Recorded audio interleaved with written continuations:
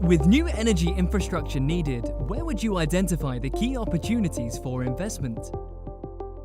Let me give you a perspective from Asia, given that I'm responsible for the Asian market. Obviously, globally, energy infrastructure is needed across various segments. But when I talk about Asia, I think one of the big needs at the moment is for regasification of gas, LNG to gas, and then the downstream supply of gas into the domestic market. And we are seeing a lot of investment going into that space. For example, we talk about Bangladesh, we talk about Pakistan, we talk about India.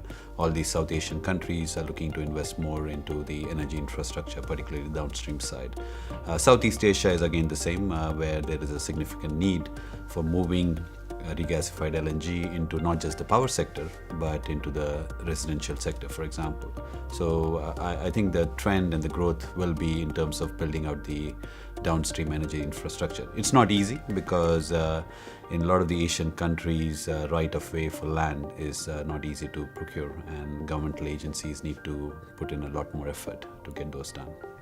As more emerging markets are in need of reliable infrastructure, what are the new ways of financing these projects? Well, traditionally, the large-scale LNG projects have been financed with a combination of export credit agency debt and the commercial bank debt, because these transactions or projects were in tens of billions of dollars sometimes. So the biggest ones, for example, in Australia, was almost like $40 billion, which is this LNG. But increasingly, I think the trend is not just to rely on export credit agencies or commercial banks, but also to rely on the capital markets. We have seen a lot of transactions in the US, for example, where capital markets has played an important role.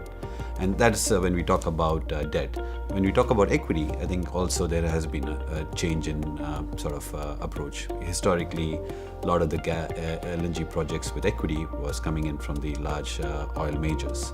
But increasingly, we are seeing private equity, pension funds, sovereign wealth funds coming and playing an important role in providing the equity part of these kind of transactions. So I think the trend of supply of capital is changing. Now, in terms of financing techniques, I think also historically these were underpinned by long-term contracts with very, very stable cash flows. But increasingly we are seeing that the LNG industry and the gas industry is becoming a lot more volatile. So I'm expecting that there will be a combination of long-term and short-term debt involved in such transactions going forward. When it comes to future energy infrastructure, would you say gas and LNG projects are in competition with renewables for investment? In my opinion, I think renewables is here to stay. I think governmental agencies and consumers definitely want renewables to play an important role in the supply of electricity in their own countries.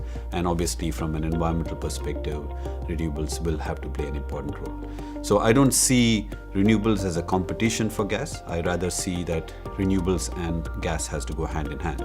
A lot of the Asian countries still depend a significant amount of electricity coming in from the coal sector.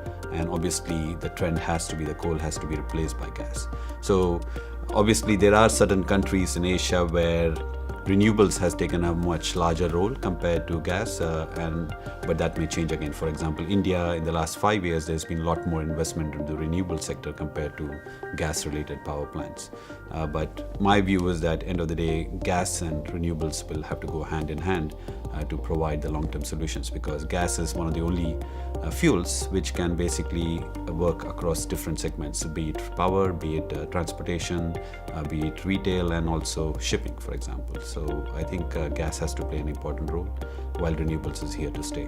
With several massive LNG projects nearing investment decisions, will the industry see a reverse in small projects? I think it will have to be a combination of the large projects and the small projects. Obviously, when we talk about the large-scale LNG projects upstream, they have to basically be underpinned by long-term offtake contracts.